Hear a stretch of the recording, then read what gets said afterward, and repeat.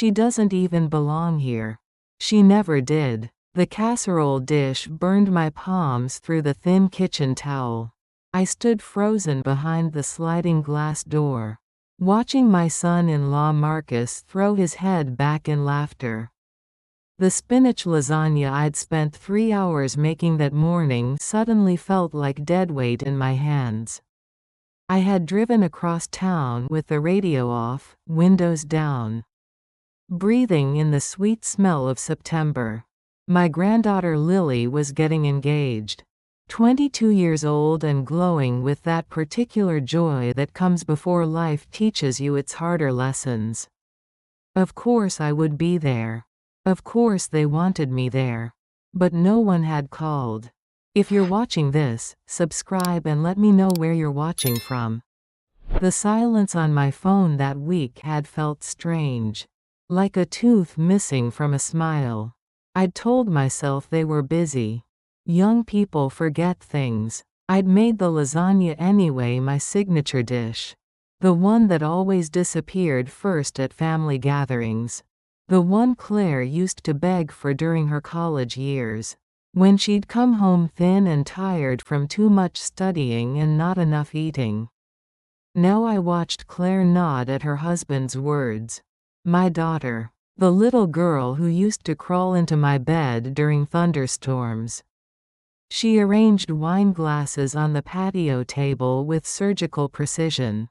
Her lawyer's hands steady and sure. She wore a cream-colored dress. That probably cost more than my monthly pension check.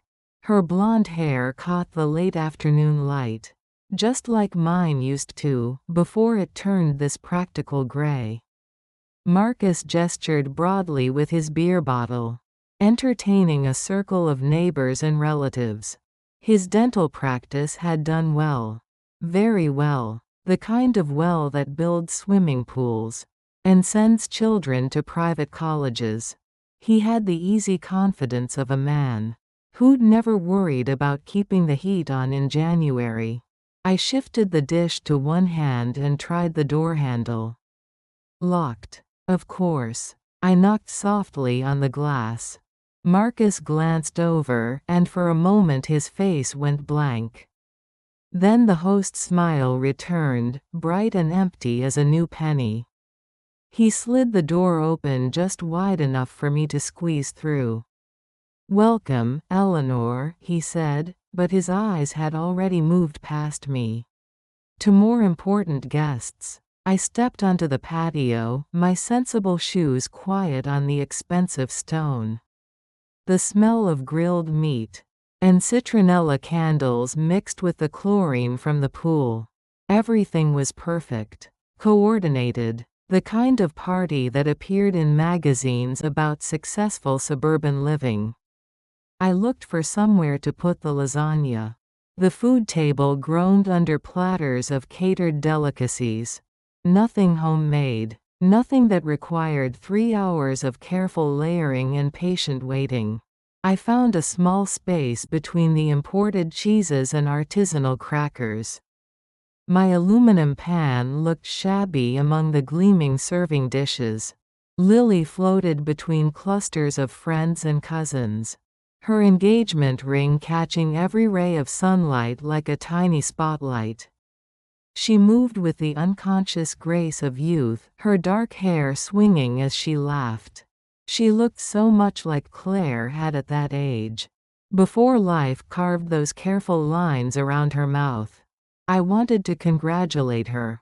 To hold her hands and tell her how beautiful she looked. But she was performing now, playing the role of the perfect bride-to-be. And I was just the background. The extra chair at the table. I found that chair near the fence, behind a potted palm.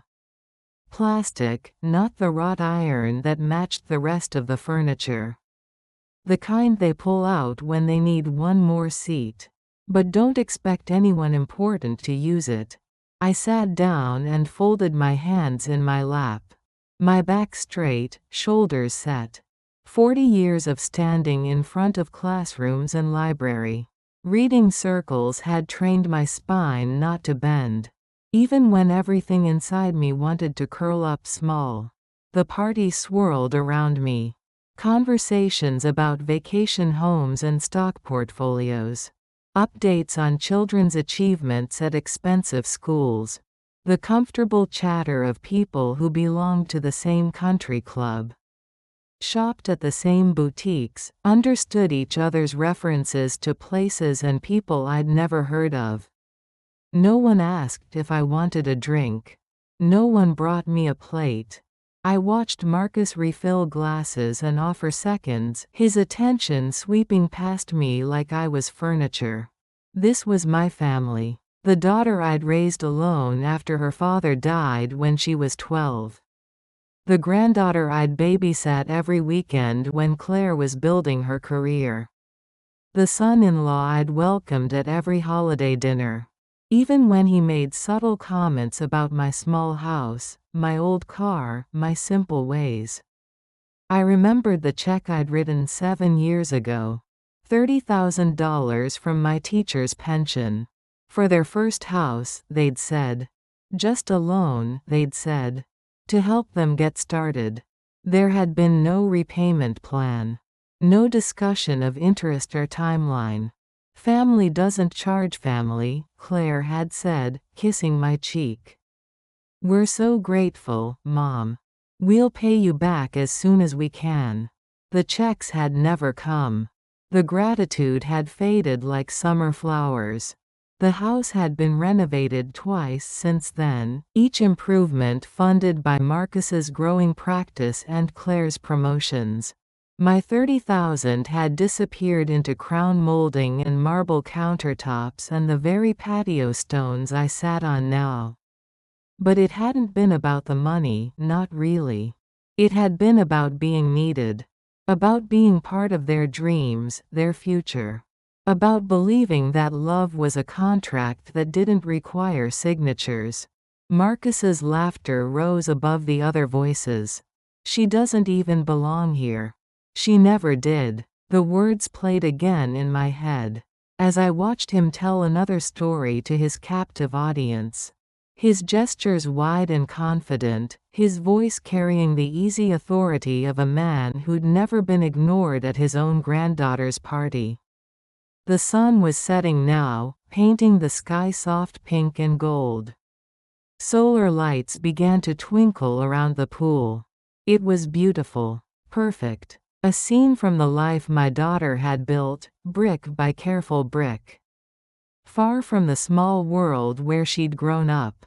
I understood then, sitting in that plastic chair.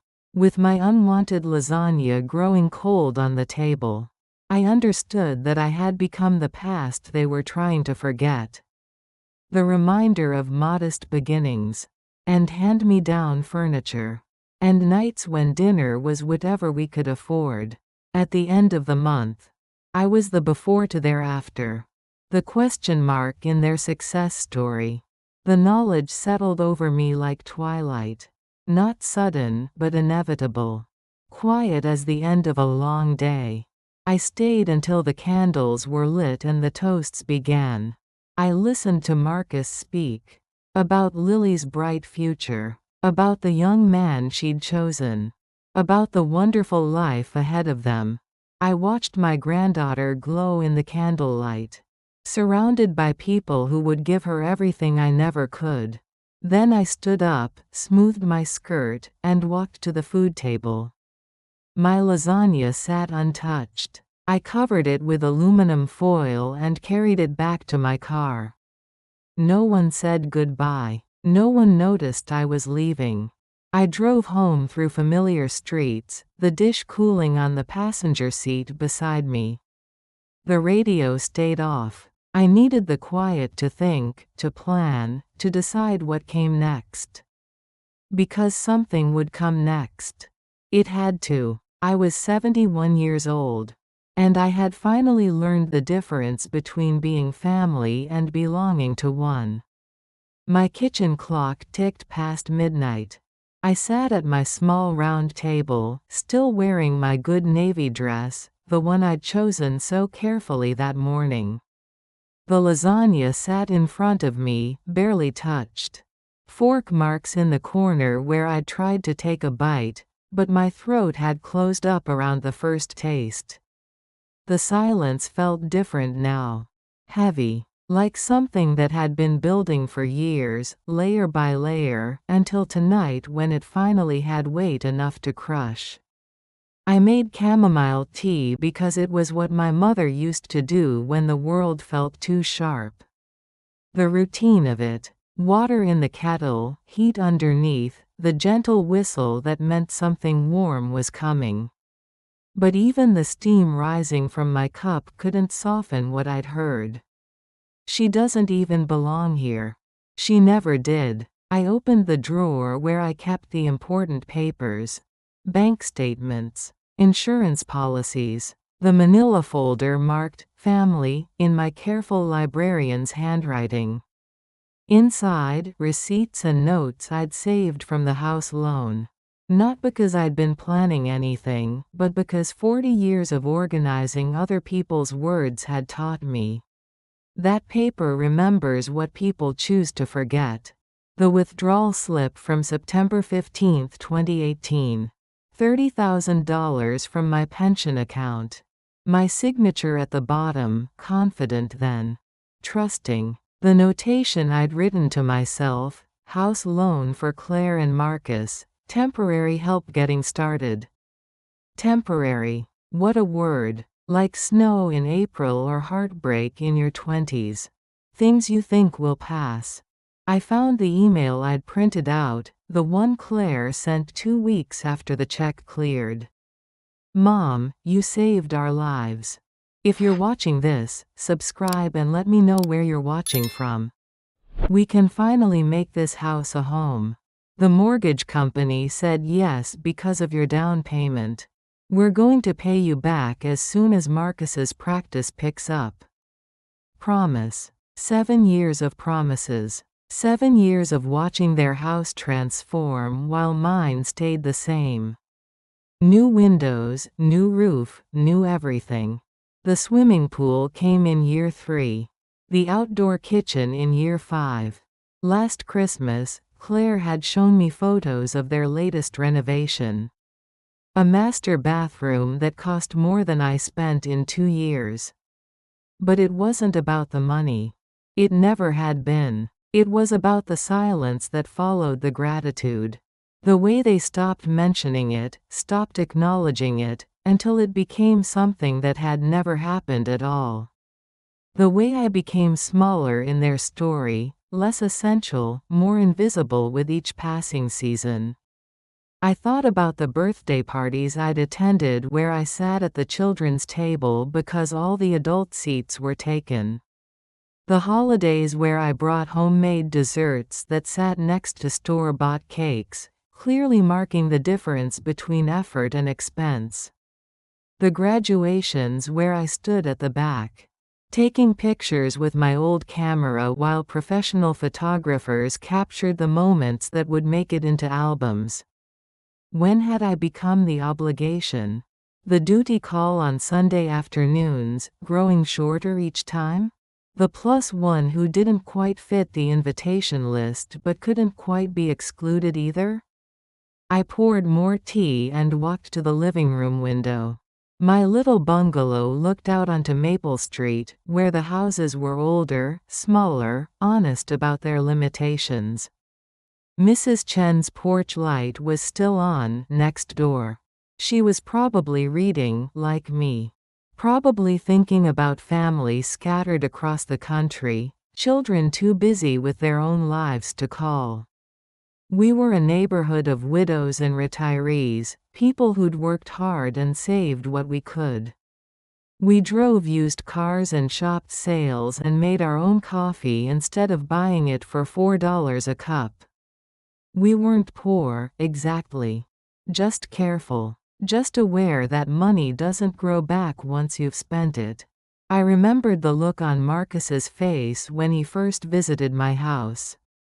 The way his eyes had swept across my second-hand furniture, my small television, my books stacked on every surface because I'd never had enough shelves. The polite smile that said he was trying very hard not to judge. But wasn't succeeding. Claire had defended me then. "This is where I grew up," she'd told him. Mom made magic out of nothing. She'd shown him the reading nook where we used to curl up together. The kitchen table where I'd helped her with homework every night. The garden where we'd planted tomatoes and beans and flowers that came back every year without fail. But that was before Marcus's practice took off. Before Claire made partner at her firm. Before they moved to the neighborhood where houses had names instead of just addresses. Now my little bungalow was quaint at best, embarrassing at worst. The place they visited out of duty, stayed at for exactly 1 cup of coffee, left as quickly as politeness allowed. I sat back down at the kitchen table and spread out the papers. Not planning anything, just looking. Trying to understand when love became transaction, when family became performance. The truth was written in bank statements and birthday cards. In the space between phone calls and the length of visits. In the way Claire's voice changed when she talked about me to her friends. Fond but distant, like discussing a favorite teacher from elementary school. I had raised her alone after David died. Worked 2 jobs to keep us in the house, to pay for piano lessons and school supplies and the college fund that made law school possible. I'd been mother and father both, cheerleader and disciplinarian, the steady presence that made her big dreams seem possible. And I'd been proud. So proud when she passed the bar exam, when she bought that first house, when she married Marcus despite my quiet reservations about his character. Proud when Lily was born, when Claire balanced motherhood and career with the kind of determination I'd taught her. But pride, I was learning, has a shelf life. Eventually it turns into expectation. Into assumption. Into the belief that what was given freely doesn't need to be acknowledged or returned. The clock struck 2. I folded the papers back into their folder and put it away. Tomorrow I would think more clearly. Tomorrow I would decide what to do with this new knowledge. This understanding that had settled into my bones like arthritis.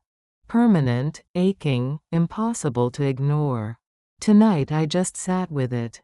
The weight of realizing that the family you built with your own hands can still decide you don't belong in it.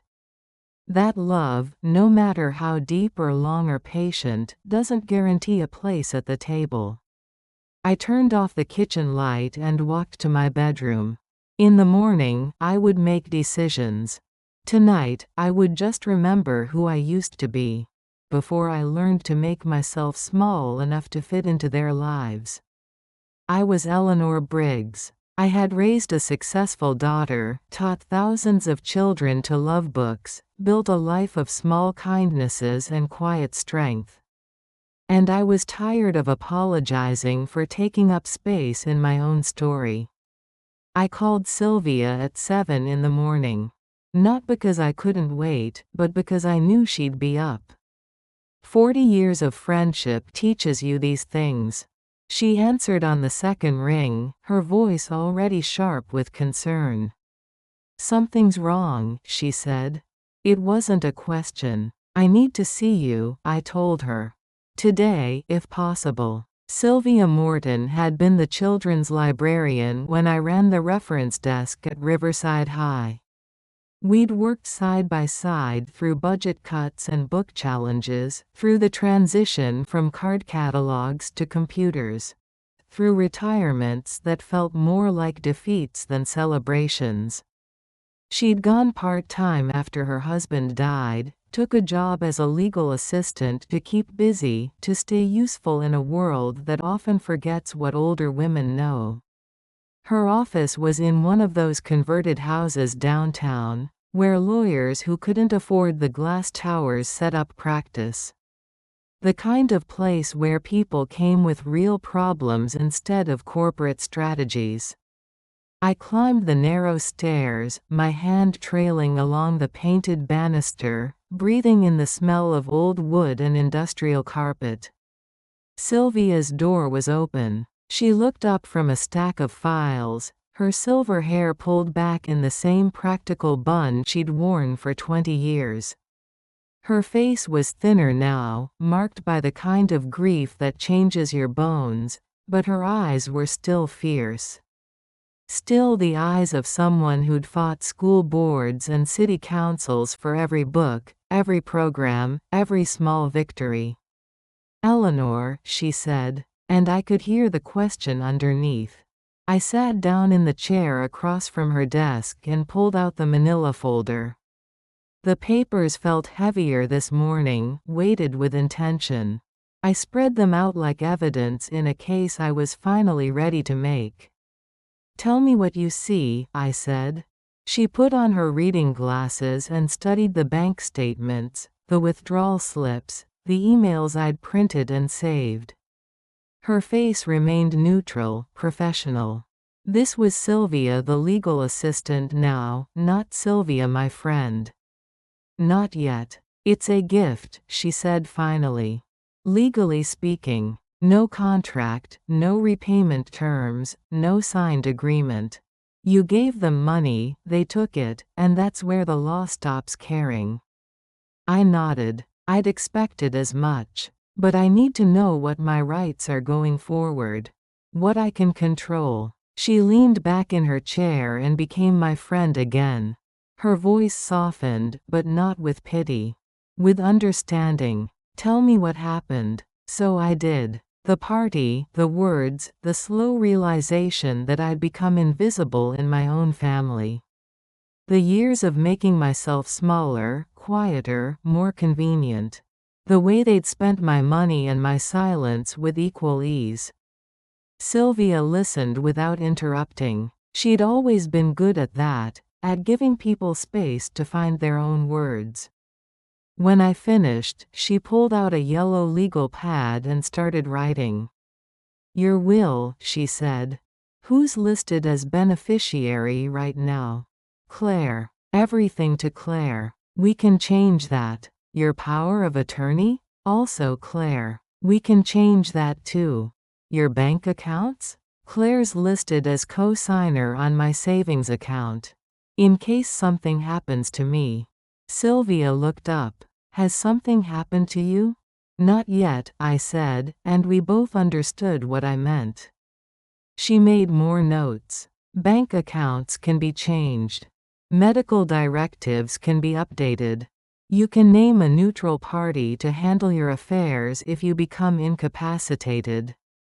A lawyer, a professional trustee, someone whose job it is to act in your best interest."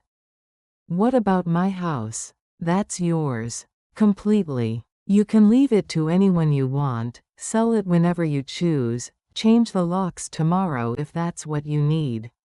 I felt something loosen in my chest. Something I hadn't realized I'd been holding tight. "Here's what I'm going to tell you, Eleanor."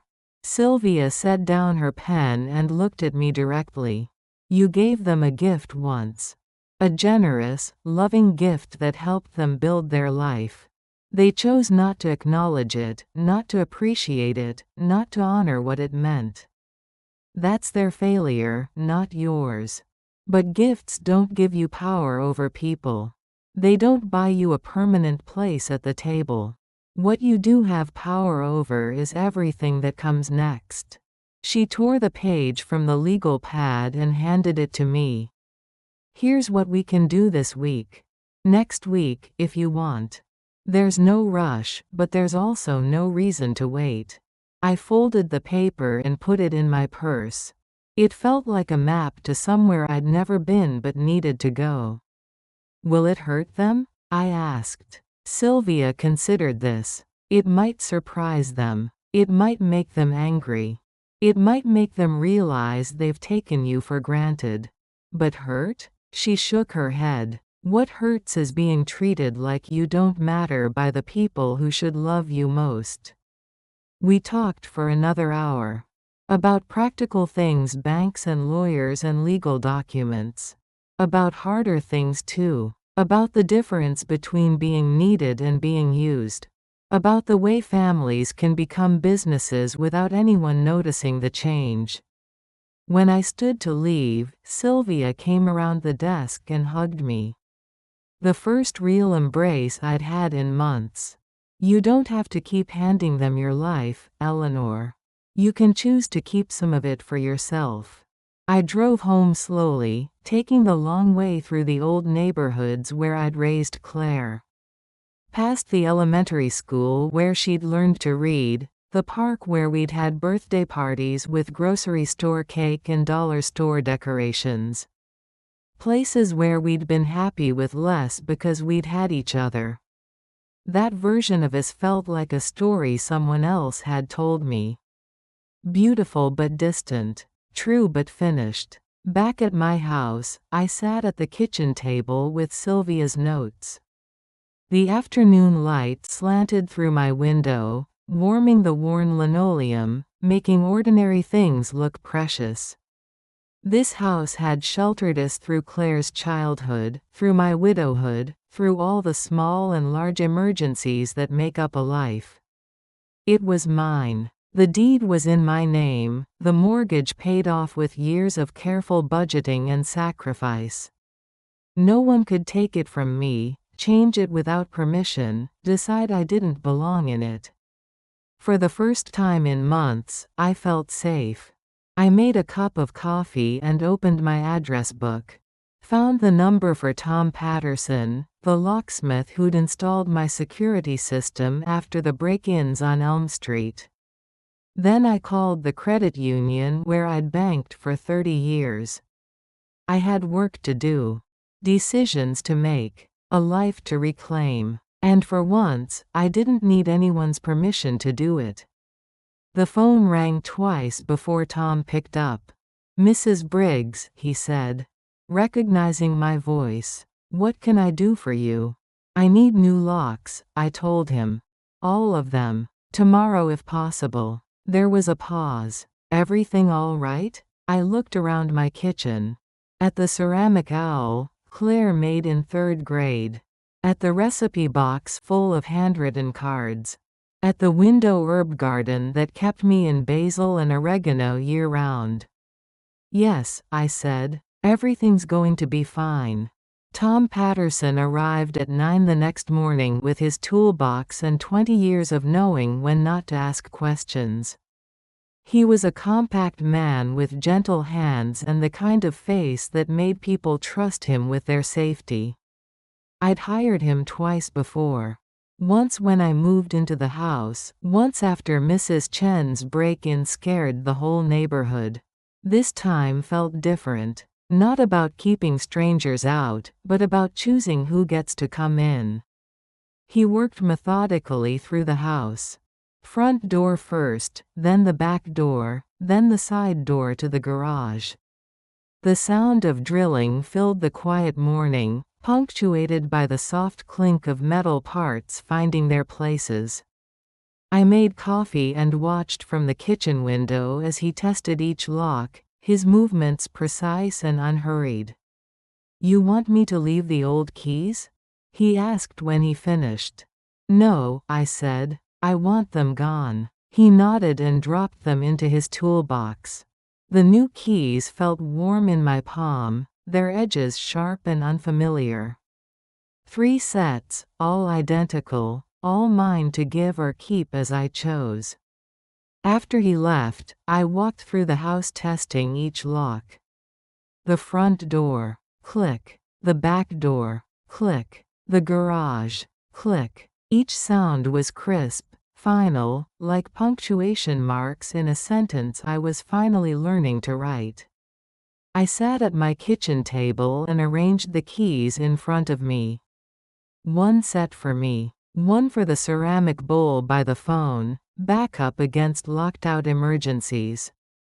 The 3rd set I held up to the light streaming through my window, watching it catch the metals shine. Claire had owned keys to this house for 20 years. Had let herself in for surprise visits, holiday preparations, the dozen small emergencies that make up family life.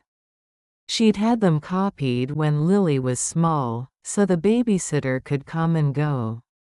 Had offered them to Marcus once, though he'd declined with that polite smile of his. Now those keys opened nothing. The phone rang at 11:30. Claire's number on the caller ID. I let it go to the machine, listened to her voice echo through the kitchen. "Mom, it's me. I stopped by to drop off some photos from the party, but your locks are different. Did something happen? Call me when you get this." I didn't call back. Not yet. Instead, I drove to the credit union where I'd banked since Claire was in high school.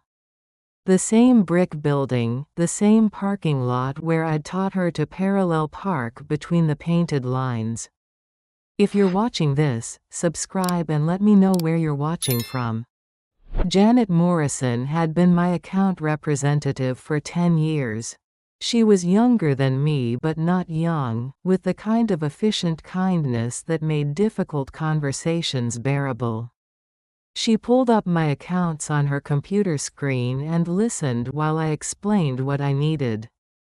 Remove Claire as co-signer on the savings account. Change my beneficiary information. Update my contact preferences so that statements came only to me, calls came only to me, decisions got made only by me. "Is there a problem?" Janet asked gently. I thought about this. Was there a problem? Or was there finally a solution? "I'm taking control of my own financial life," I told her. "It's time." She printed out new signature cards and beneficiary forms.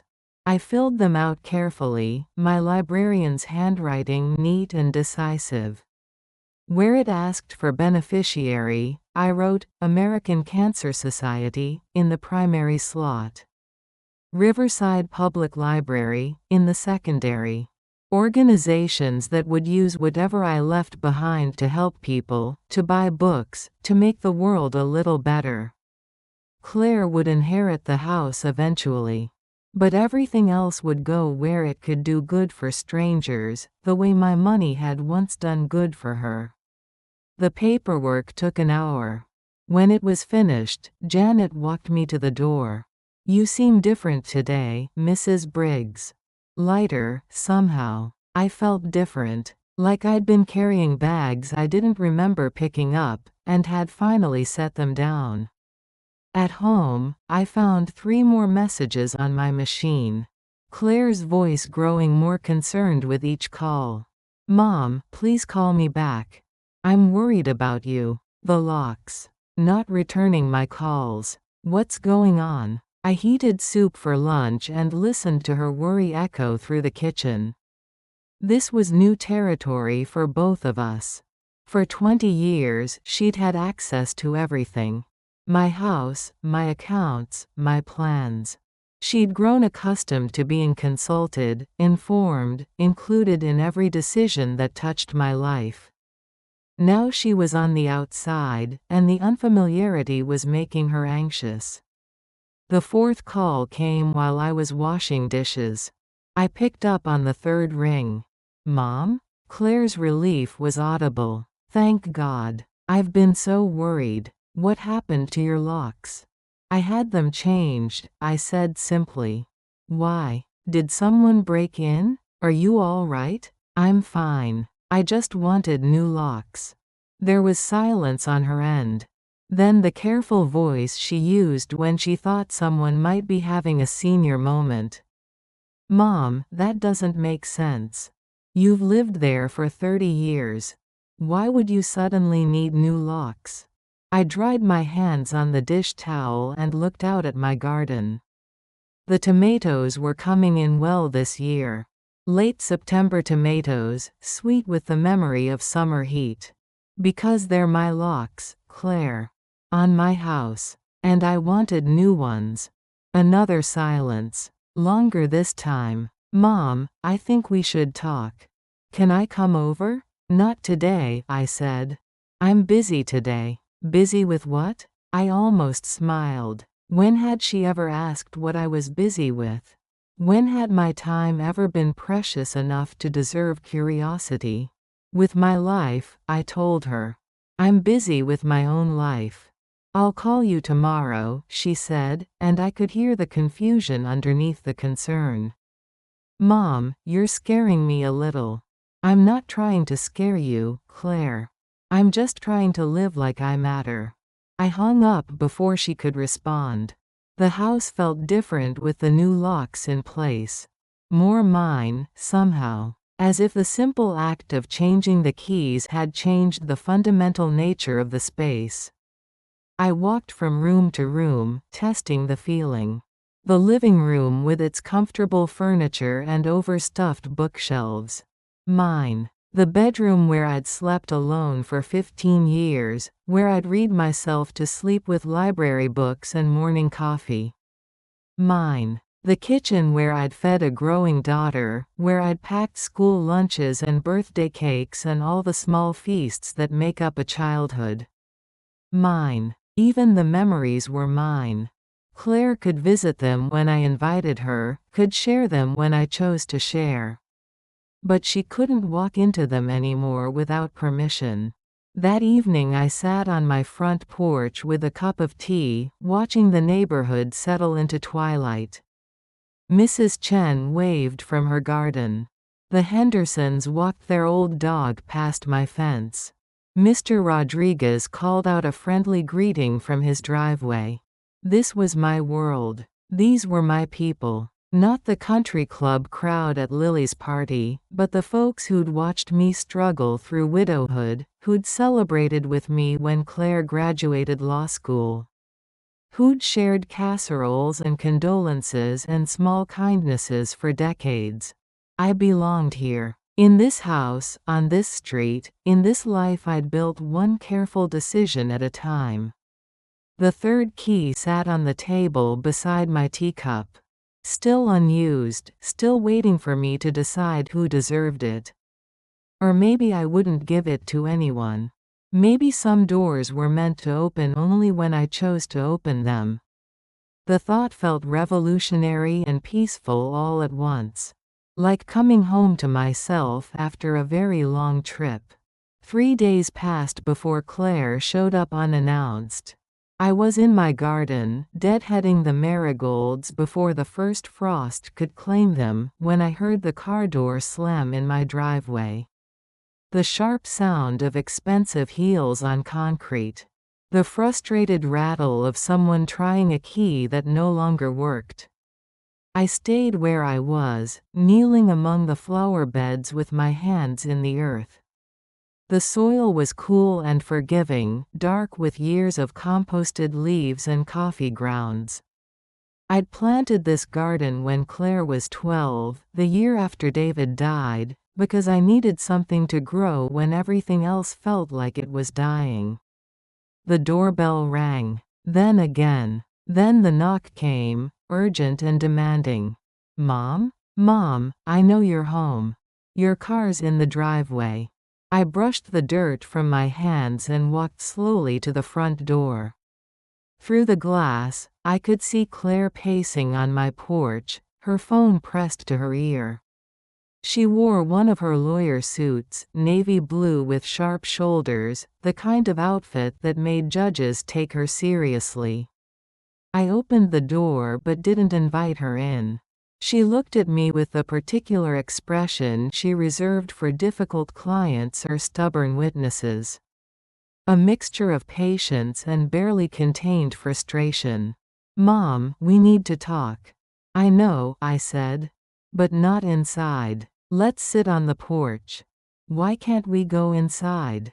It's your house. Yes, I said. It is my house. She heard something in my voice that made her stop pushing. We sat in the wicker chairs I'd bought at a yard sale 15 years ago, repainting them each spring in whatever color made me happy.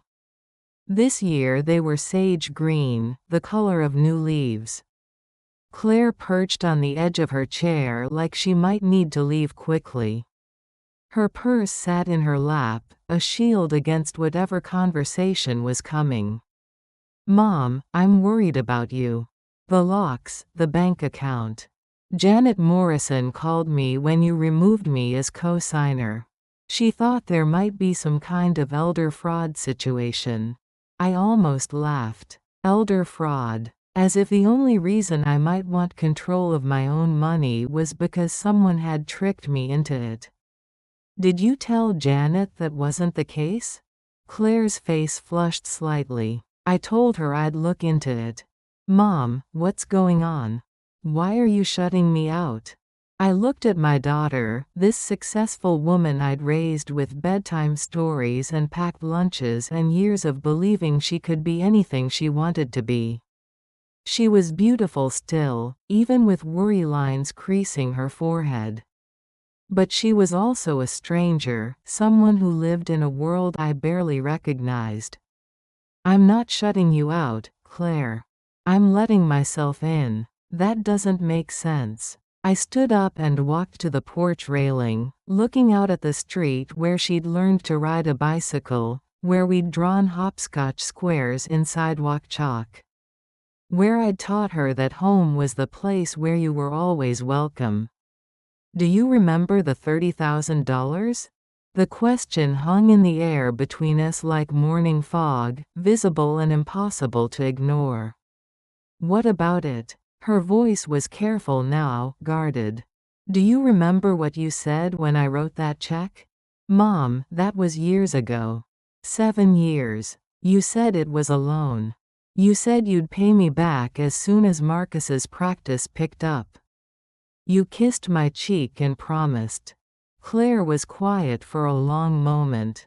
When she spoke, her voice had the tone she used in court, reasonable and slightly condescending. We were grateful, Mom. We're still grateful. But that money went into the house, it became part of our equity. It's not like we spent it on vacations or cars. It helped us build something permanent. For you, I said. It helped you build something permanent for you.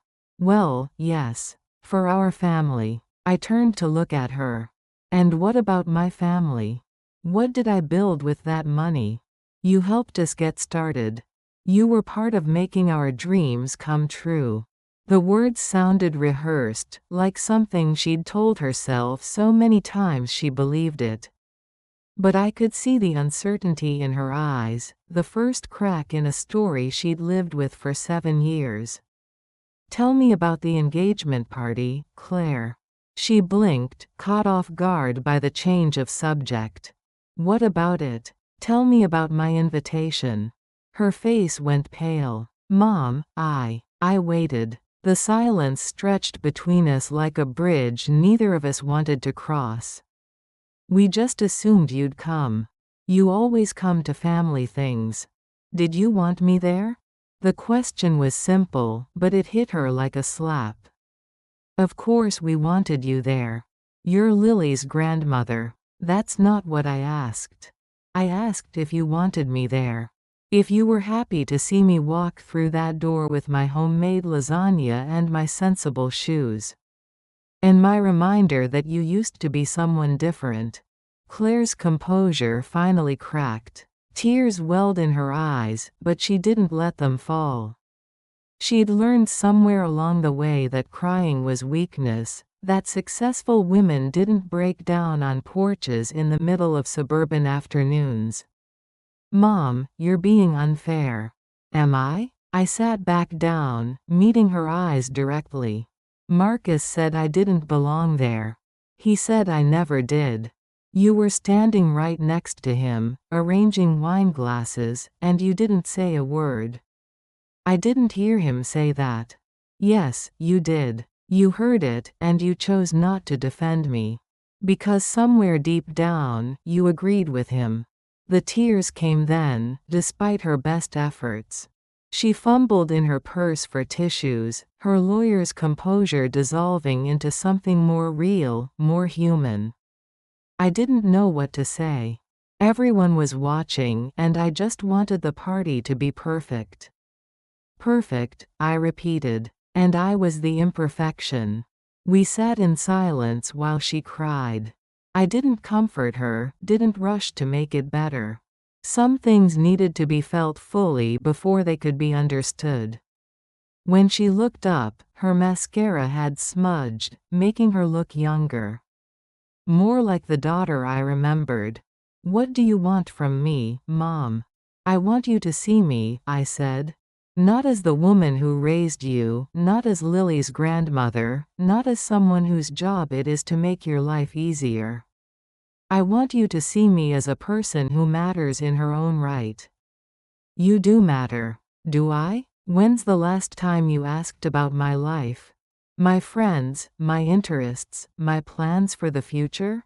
When's the last time you visited just because you wanted to spend time with me, not because you needed something?" Claire opened her mouth to answer, then closed it again.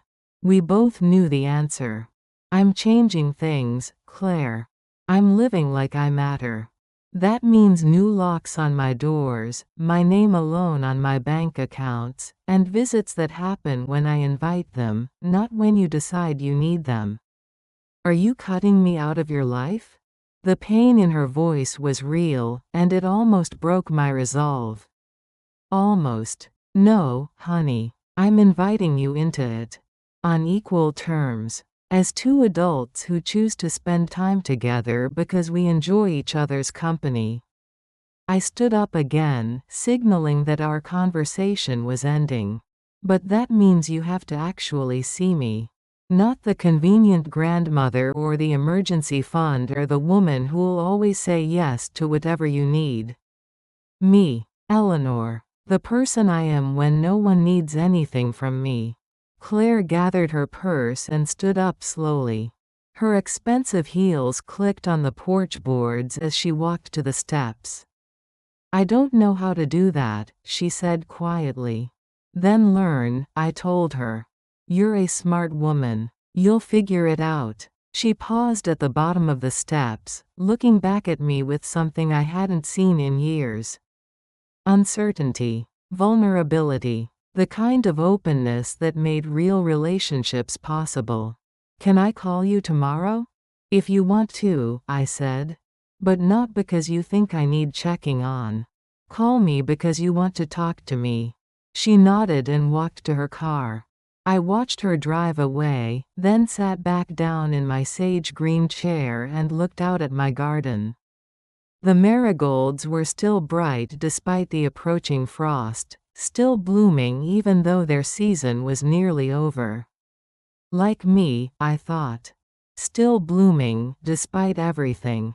The third key lay on the table beside my evening tea, catching the last light of day. Waiting for me to decide who deserved it. Maybe someday Claire would earn it back. But not today. Today it was enough to know it was mine to give. If you're watching this, subscribe and let me know where you're watching from. 2 weeks passed in blessed quiet. I fell into new rhythms, small freedoms that felt enormous. Coffee at 10 instead of 8 because no one was calling to interrupt. Grocery shopping on Tuesday afternoons when the stores were empty and I could take my time reading labels and comparing prices. Long baths with library books propped on the tub's edge, the water cooling around me while I lost myself in other people's stories. I was learning to be alone without being lonely. There's a difference, though it took me 71 years to understand it. The knock came on a Saturday morning while I was making pancakes. Not the urgent rapping Claire had favored, but something softer. Uncertain. I looked through the window and saw Lily standing on my porch. Shifting her weight from foot to foot like she used to do as a little girl when she was nervous about asking for something. I opened the door and saw immediately that she'd been crying. Her engagement ring caught the morning light, but her eyes were red-rimmed and her usual confidence was nowhere to be found. "Grandma," she said quietly. "Can I come in?" I studied her face, looking for signs of her mother's manipulation or her stepfather's condescension. Instead, I saw something I remembered from years ago. The little girl who'd confided her fears to me in whispered conversations. Who'd trusted me with secrets she couldn't tell anyone else. Of course, I said, and stepped aside. She followed me to the kitchen, where the pancake batter waited on the counter.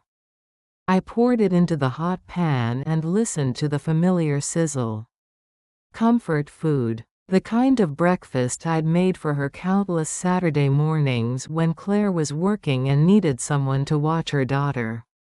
"Are you hungry?" I asked. She nodded, settling into the chair she'd claimed as her own when she was 8 years old.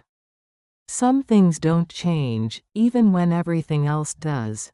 I made a stack of pancakes and set them between us with butter and syrup, the real maple kind I kept for special occasions.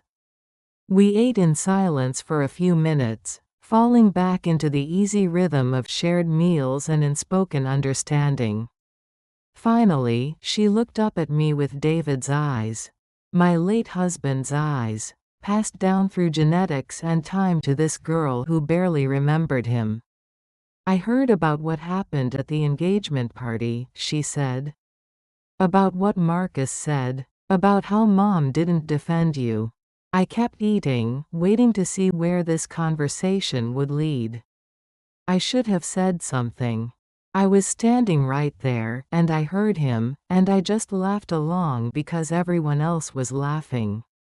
She put down her fork. "I'm ashamed of myself." The words hung in the air between us, heavy with genuine regret. This wasn't the practiced apology of someone trying to get back into my good graces. This was the raw honesty of a young woman grappling with her own moral failure. "Why didn't you?" I asked gently. She considered the question seriously, the way she'd always done, even as a child. Lily had never been one for quick answers or easy explanations. "Because I wanted to belong to their world more than I wanted to defend you. Because fitting in felt more important than standing up." She met my eyes directly. "Because I was a coward." The honesty of it took my breath away. In a family that had grown expert at justification and deflection, here was someone willing to name her failures without excuse. "What's changed?" I asked. She laughed, but not with humor. "James broke up with me 2 days ago. Said he couldn't marry someone who treated her own grandmother like an inconvenience." James. The quiet young man who'd sat beside her at the party, who'd watched the family dynamics with careful eyes. I'd liked him immediately, something that had probably counted against him in Marcus's estimation. "He was right," she continued. "I've been thinking about it ever since. About how we've all treated you. About how I've treated you." She twisted her engagement ring, a nervous habit that reminded me of her mother. "I called off the engagement party aftermath, Grandma. Not because he dumped me, but because I realized I didn't want to marry someone I'd have to hide you from." I reached across the table and covered her hand with mine. The first time I'd initiated physical contact with any of them in months. "That must have been hard." She nodded, tears threatening again. "Everyone thinks I'm crazy. Mom says James was intimidated by our success, that he would have held me back anyway. Marcus says good riddance, that I can find someone more suitable. But they don't understand." "What don't they understand?" "That I don't want to be the kind of person who treats people like they're disposable. That I don't want to spend my life pretending my grandmother doesn't matter so I can fit in with people who value money more than kindness." I poured more coffee and studied this young woman who'd somehow found her way back to the values I'd tried to teach her years ago. She looked different without the engagement ring's certainty, more vulnerable but somehow stronger. What are you going to do now? She shrugged. Figure out who I am when I'm not trying to be who everyone else wants me to be. Move out of Mom and Marcus's house. Find my own place, get a job that means something instead of just one that pays well. Her plan sounded familiar. The same kind of recalibration I'd been doing myself. It's scary, isn't it? Starting over. Terrifying, she agreed, but also exciting. Like I've been holding my breath for years and finally get to exhale. We finished breakfast in comfortable silence. Then Lily helped me clear the dishes, falling back into the old routine of grandmother and granddaughter working together in the kitchen. Her movements were sure and practiced. She'd done this hundreds of times before. Back when our relationship wasn't complicated by money and status and the careful choreography of family politics. When the dishes were done, she turned to me with the expression she'd worn as a child when she was working up courage to ask for something important. Grandma, I know I don't deserve it after how I've acted, but could I come see you sometimes? Not because Mom sent me or because there's a family obligation. Just because I miss you. Because I miss us. The words hit me like spring rain after a long drought. This was what I'd been waiting for without knowing I was waiting for it. Not an apology born of guilt or convenience, but a genuine desire for relationship. I'd like that, I said simply. She hugged me then, the way she used to when she was small. Arms wrapped tight around my middle, face pressed against my shoulder. I held her back, feeling the weight of all the years we'd lost to other people's expectations and my own silence. When she pulled away, her eyes were bright but clear. Can I help you with anything today? Yard work or errands or just company? I looked out at my garden, where the autumn light was painting everything golden. The marigolds were still blooming, defiant against the coming frost. Actually, I said, I was thinking about planting some bulbs for next spring. Daffodils and tulips. Things that will come back every year whether anyone tends them or not. She smiled, the first real smile I'd seen from her in years. I'd love to help with that. We spent the afternoon on our knees in the garden, pressing bulbs into the cool earth and talking about everything except the family drama that had brought us here.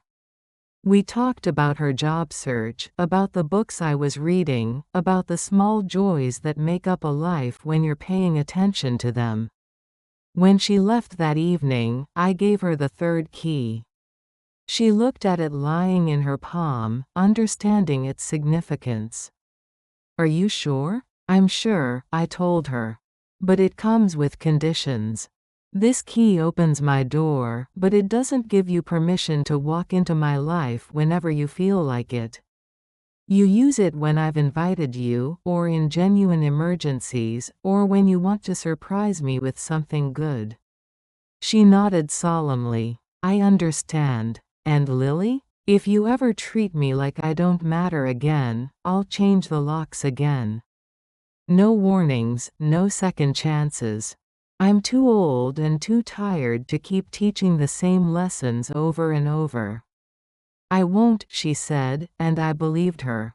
Not because she was perfect, but because she'd finally learned the weight of her choices. After she drove away, I sat on my porch in the gathering darkness and felt something I hadn't experienced in years. Hope. Not the desperate hope of someone waiting to be rescued, but the quiet confidence of someone who'd rescued herself and discovered there was still room in her life for people who truly wanted to be there. The bulbs we'd planted would sleep through the winter, gathering strength in the darkness. Come spring, they'd push through the earth toward the light, returning year after year as long as their roots ran deep. Like the best relationships, I thought. The ones worth keeping. Winter came early that year. By November, frost had claimed the last of my marigolds, and the bare branches of the maple tree in my front yard sketched delicate patterns against gray skies. I found myself grateful for the quiet season, the way it invited reflection and planning instead of constant growth. Lily visited twice a week now, usually on Wednesday evenings and Saturday mornings. She'd found a job at a nonprofit that helped low-income families navigate housing services. We'd settled into comfortable routines: Wednesday dinners where we cooked together, Saturday mornings in my garden preparing for spring. She never mentioned James directly, but I could see her healing in small ways. The brittle brightness that had characterized her engagement months was gone, replaced by something more solid. More real. Claire had called 3 times since our porch conversation. Brief, awkward calls where we discussed weather and neighborhood news with the careful politeness of acquaintances.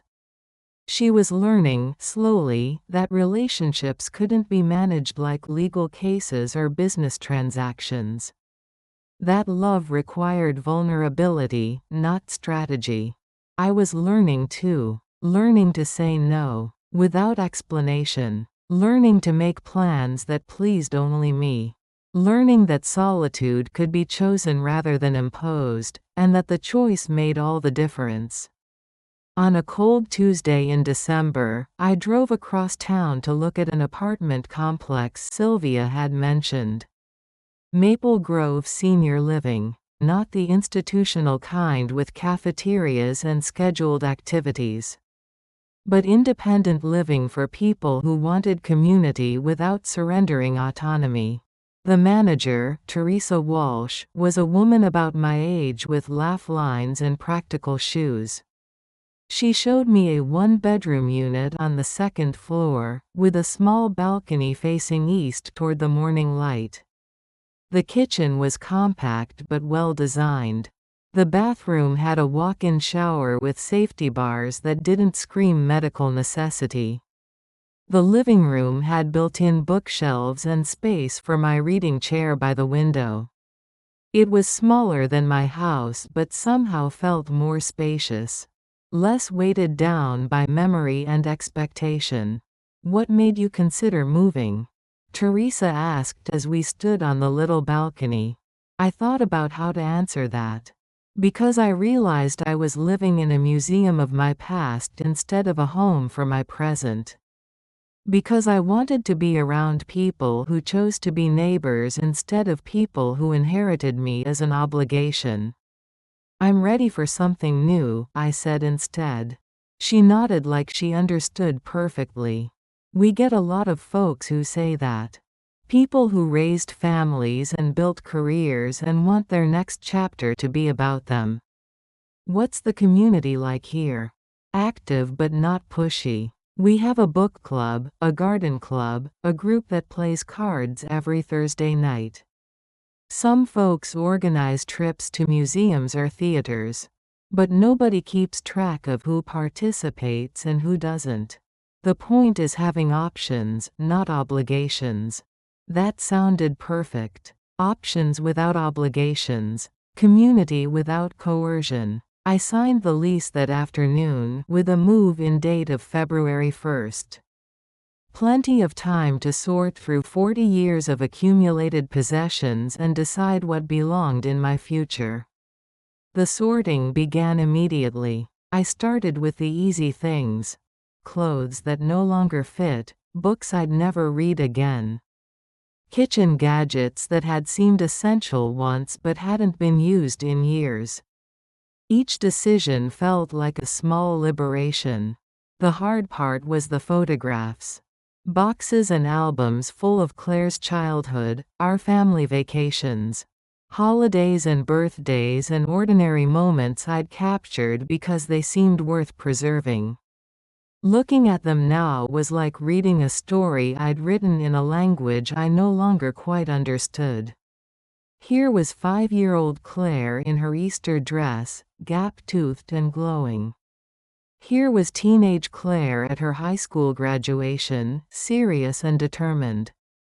Here was young adult Claire on her wedding day, radiant with possibility.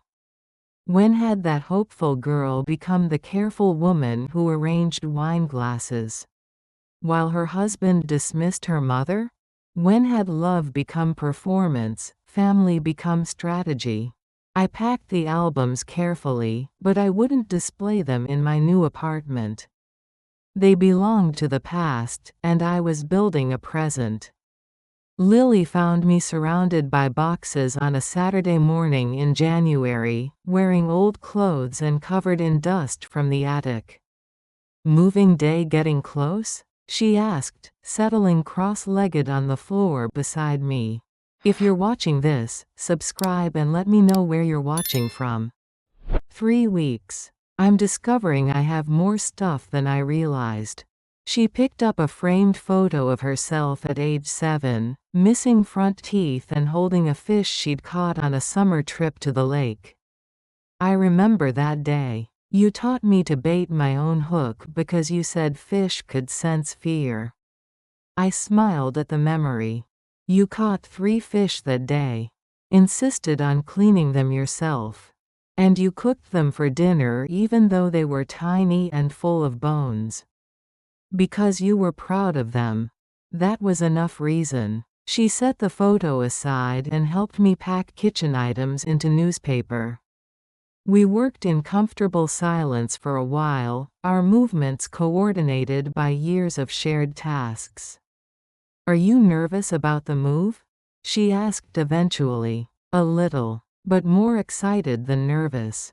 I feel like I've been living in a house that was too big for just me, filled with furniture arranged for people who don't visit anymore." "Will you miss it?" I looked around at the kitchen where I'd raised Claire, where I'd weathered David's death and my own widowhood. Where I'd learned to be alone without being lonely. "I'll miss the memories. But I'm taking the important ones with me. The rest I'm leaving for whoever needs a house full of other people's stories." Lily nodded thoughtfully. "Mom's been asking about you. Whether you're really moving, whether you're okay, whether she should try to talk you out of it." "What did you tell her?" "That you're not someone who needs talking out of anything. That you're making choices, not running away." I smiled. Smart girl. I learned from a smart grandmother. By evening we'd made good progress. Boxes labeled for donation, for storage, for the new apartment. The house already felt different, less dense with accumulated history. Lily stayed for dinner. Soup and grilled cheese, simple food that tasted better shared. As we cleaned up afterward, she paused at the kitchen window that faced my garden. "The daffodil shoots are starting to come up," she said. I joined her at the window. Sure enough, tiny green spears were pushing through the mulch we'd laid down in the fall. Spring was still 2 months away, but already the bulbs were preparing for their return to light. "They know something we don't," I said. "They know that winter ends, that buried things can bloom again if they wait for the right moment." "Think the new owners will appreciate them?" "If they don't, the flowers will bloom anyway. That's the thing about perennials. They don't need permission or appreciation to be beautiful." We stood watching the garden in the gathering darkness, 2 women separated by decades but connected by something deeper than genetics. By choice. 3 weeks later, I would pack my reading chair and my ceramic owl and my mother's quilt into a moving truck and drive across town to my new apartment. I would discover what it felt like to live in a place where everyone was starting over. Where friendships formed around shared interests instead of shared obligations. But tonight, I stood in my old kitchen with my granddaughter and watched my garden prepare for spring. Tonight was enough. Tonight was everything. The daffodils would bloom whether I was there to see them or not. But I had planted them with love, and that love would return every spring, reliable as sunrise, faithful as hope. Some gifts, I was learning, multiply when you give them away. Some roots run deeper than memory, stronger than disappointment, more persistent than the people who forget to tend them. The best ones bloom again and again, year after year, as long as there's earth to hold them and light to call them home. Moving day arrived with February snow and borrowed sunshine. Lily came at 7 in the morning with coffee and determination, ready to help load the truck that would carry my chosen possessions to their new home. The movers were efficient and kind, wrapping my mother's china with the same care I would have used myself. They handled my books with respect, my furniture with patience. By noon, the house stood nearly empty, its rooms echoing with the ghosts of conversations and laughter and ordinary moments that had filled 40 years. I walked through each room one last time, saying goodbye not to the space but to the woman I'd been when I lived here. The anxious widow learning to sleep alone. The grandmother who made herself small to avoid conflict. The woman who gave and gave until giving became invisible, expected, unremarkable. She could stay here with the dust motes and the faded curtains. I was taking someone different to Maple Grove. My new apartment felt like possibility made tangible. The morning light streamed through the east-facing window, illuminating hardwood floors that had never known my family's footsteps, walls that held no history of disappointment or careful silences. Lily helped me arrange furniture, finding places for the pieces I'd chosen to keep. My reading chair by the window where it could catch both light and the view of the courtyard garden. My mother's dining table, small enough for the space but solid enough to last another generation. The ceramic owl from Claire's childhood, displayed not as shrine but as reminder that love and art could coexist with boundaries. The bookshelves filled quickly with the volumes I'd decided mattered most. Poetry and memoirs, gardening guides and mysteries, the books that had shaped my thinking or simply brought me joy. No longer hidden among David's business texts or Claire's abandoned college textbooks, they could breathe freely on their own shelves. By evening, the apartment felt like home. Not the heavy, history-laden home of my old house, but something lighter. More intentional. A home chosen rather than inherited, arranged for one person's pleasure rather than a family's complex needs. Teresa Walsh stopped by with a welcome basket and introductions to my immediate neighbors. Margaret Chen, no relation to my old neighbor but equally warm, lived across the hall and ran the monthly book club. Robert Santos lived next door. Maintained the community garden plot where residents could grow vegetables and flowers. These people had stories of their own transitions, their own decisions to claim independence in their later years. They understood the courage it took to start over, the relief of choosing your community instead of simply enduring the family you'd been given. That first night, I unpacked my mother's china and set my small dining table for one. Not as a statement of loneliness, but as an act of self-respect. I lit a candle, opened a bottle of wine I'd been saving for a special occasion, and made myself a simple dinner of soup and salad and fresh bread from the bakery down the street. I ate slowly, savoring both the food and the silence. No one needed me to finish quickly so they could clear the table. No one was checking their phone while I tried to make conversation. No one was tolerating my presence while wishing I would leave. This was what it felt like to matter to yourself. To be worthy of good china and candlelight and wine that wasn't saved for other people's celebrations. After dinner, I called Lily to let her know I'd settled in safely. Her voice was tired but happy. She'd started dating someone new, a social worker she'd met through her job. Someone who valued her work instead of seeing it as a phase she'd outgrow. "I'm proud of you," I told her. "For building the life you actually want instead of the one everyone expected you to have." "I learned from an expert," she said, and I could hear her smile through the phone. The weeks that followed brought small discoveries and gentle routines. Coffee with Margaret on Tuesday mornings, discussing whatever book the club was reading. Quiet dinners with neighbors who became friends not through proximity but through genuine affection.